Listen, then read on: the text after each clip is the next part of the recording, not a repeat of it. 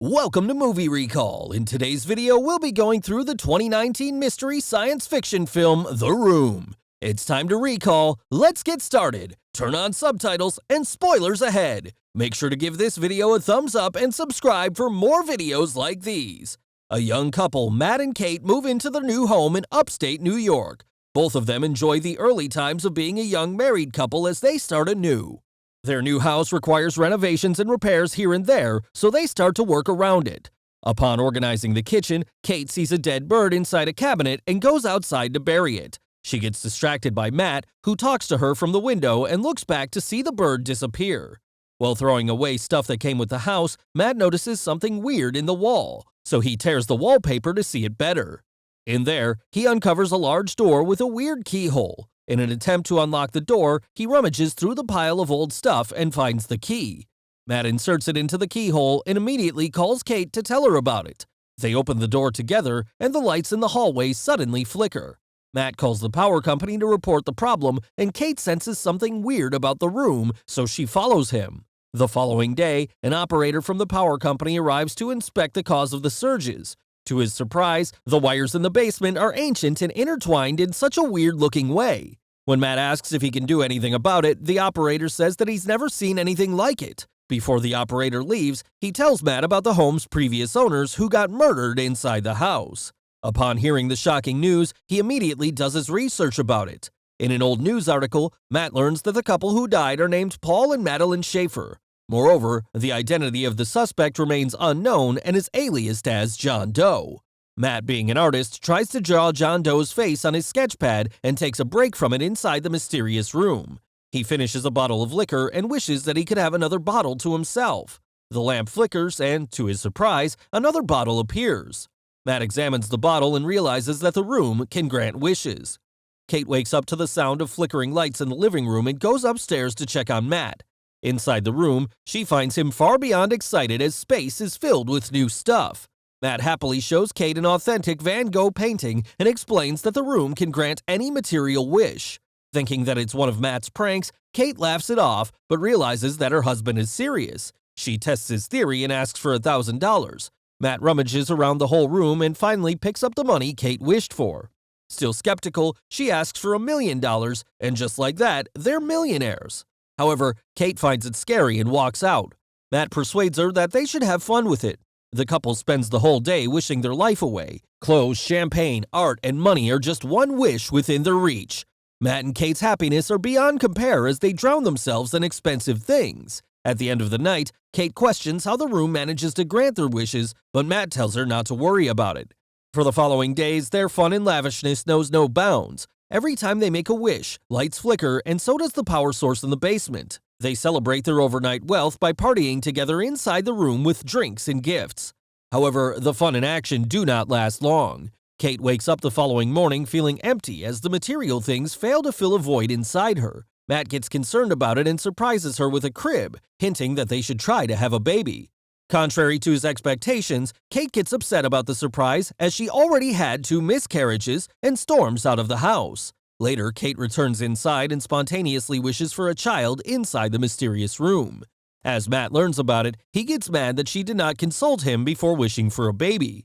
Both get into a heated argument, Kate claiming that she did it as a shortcut to motherhood. Without the possibility of a miscarriage and the pain of childbirth, Kate explains that they could be happy that way.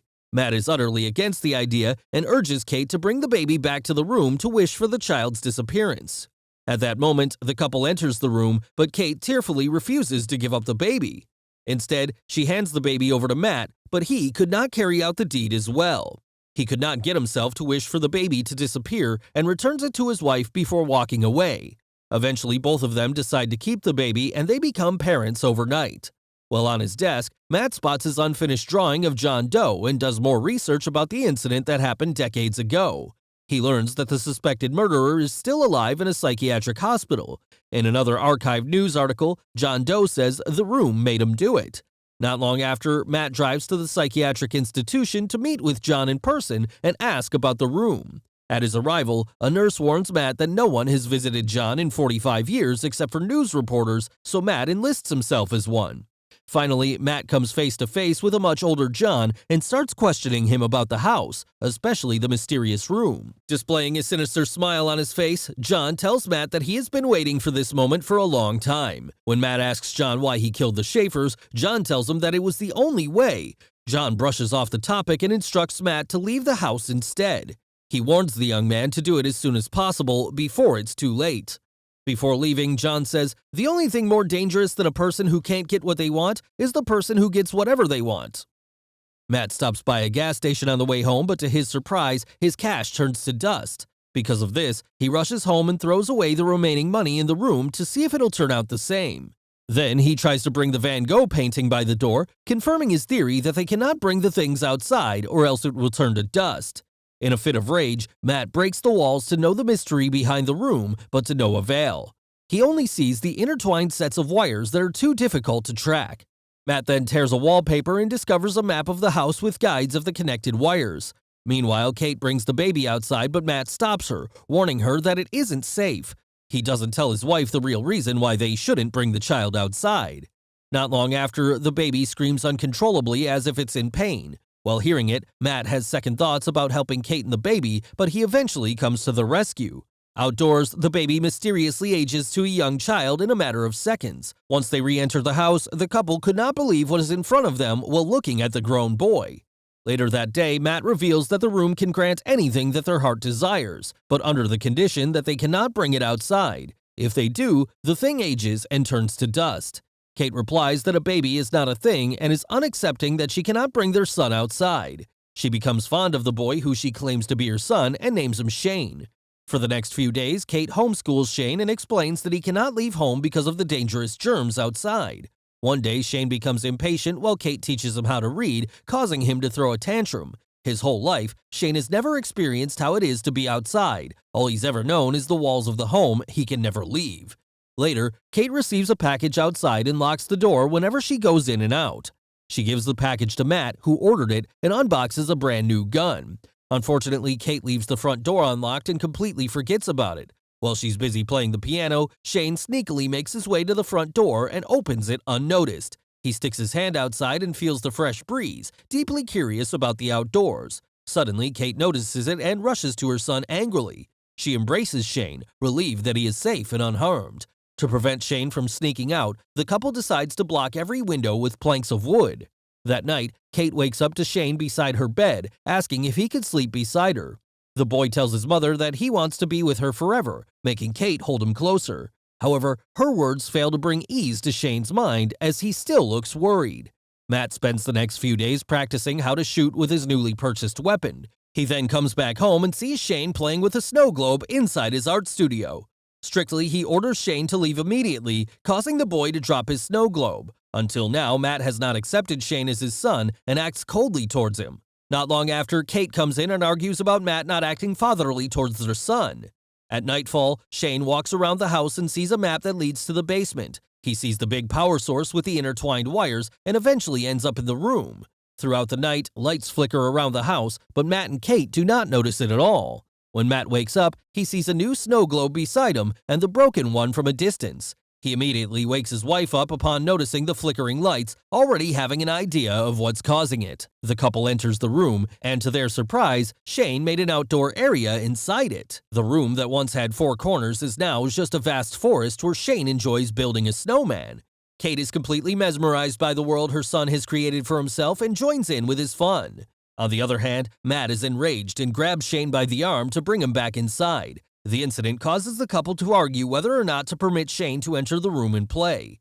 Matt insists that it's dangerous, but Kate thinks otherwise. While they argue, the phone rings and Shane answers it despite not being allowed to pick up the phone or talk to anyone else. Matt grabs the phone from the boy, and to his surprise, John calls and realizes that the couple wished for a boy. From the kitchen, Kate listens to their conversation with another phone and overhears their whole conversation. John explains that it entails the ultimate sacrifice of life for Shane to go freely outside the house. If Kate dies, Shane can go out in age like everyone else. Over the phone, John shockingly reveals that he was also a child granted by the room. John's mother killed his father before forcing him, as a young man, to kill her so that he could be free. Then he tells Matt that he has 2 options: kill Shane and save Kate, or kill Kate and save Shane. After hearing the conversation, Kate leaves home, causing Matt to worry. She attempts to crash the car, but she could not bring herself to do so. Being alone with Shane in the house, Matt acts frantically and even trashes his studio. Not long after, he prepares dinner for Shane, who sits across from him in the dining room. The curious boy keeps asking him questions, and with his growing annoyance, Matt loses his cool. Shane is told that he is not a real boy and that he does not have parents. Still, in a fit of rage, Matt drags Shane by the front door, but the boy runs back upstairs out of fear. In Shane's room, Matt realizes that he hurt him and sincerely apologizes for his actions. The boy asks if Matt could read to him, and they end up sleeping beside each other. As Kate arrives home, she's still confused by her emotions, but the sight of Matt and Shane lying beside each other brings her peace. Later that night, the couple shares an intimate moment as Shane watches. The boy waits for his parents to fall asleep and steals the key to the front door once they do. The following day, Matt and Kate discover that Shane went outside after seeing the front door open. In another area of the house, they're stunned to see Shane age overnight, though he still has the mind of a boy. He now appears to be a grown man and even holds his parents at gunpoint. Once Kate gets him to calm down, Matt throws himself at Shane and the two get into a fight. Being thrown onto the floor because of the brawl, Kate slowly loses her consciousness. Moments later, Kate wakes up to Matt informing her that Shane died after being accidentally shot. Devastated, Kate goes out and breaks into tears, unable to cope with Shane's death. Matt comforts her and carries her back into the house, where she continues to grieve. Back in the room where the fight happened, the real Matt gains consciousness and looks for his wife around the house. Still in a state of panic, he notices flickering lights and gets under the idea that Kate and Shane, who is shapeshifted into Matt, are inside. All the while, Kate is still clueless about Shane being the one in front of her instead of Matt. However, she realizes the truth of the person's identity in front of her after Shane makes one of his habits of eating ice. Matt tries to make his way inside the room with all his will by breaking the wall and passing through all the wires. He finally reaches the room, which is now a forest full of woods. It reveals that Shane used the room to enlarge the outdoor area and duplicate the house inside it. He shapeshifted into Matt to kidnap Kate to the cloned home and take advantage of her in a sensual way. Determined to claim his wife back, Matt runs through the woods and finally arrives at the cloned home. He breaks in just as Shane forces himself on Kate in his bedroom. After hearing Matt break in, Shane gets up to prepare for another fight. This allows Kate to get up and leave, but she sees two versions of Matt across the hallway. Her dilemma at the moment is beyond compare as the two have an uncanny resemblance. One of them grabs her by the hand, but she pushes him after calling out Shane's name, which grabs his attention. Shane loses his consciousness after falling down the stairs and transforms into his real appearance. Meanwhile, Matt and Kate cannot get out of the room because Shane keeps wishing for them to be trapped inside. After countless tries of arriving at the same place, Matt stops and thinks of a way out. The couple come face to face with Shane by the door, who advances at Matt and stabs him to death. Afterward, Shane comforts Kate, but realizes that they are just clones and replications of the real ones. Matt and Kate quickly run to the room's exit through the woods while being chased by Shane, who grows more aggressive after being tricked.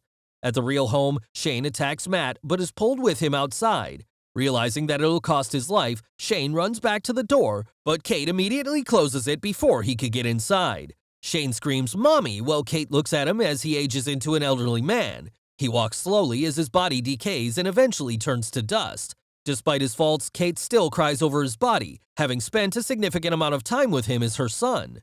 At that moment, the couple clings to each other after a traumatizing day. A month later, they move into a smaller place and settle in peace, but not for long. Kate looks in horror at her pregnancy test that comes out positive, unsure if the baby belongs to Matt or Shane. As if things aren't bad enough, a lamp flickers, and she gets under the impression that all along, they might still be in the room. Thanks for watching. Please like and subscribe and click the bell icon to get new movie recaps.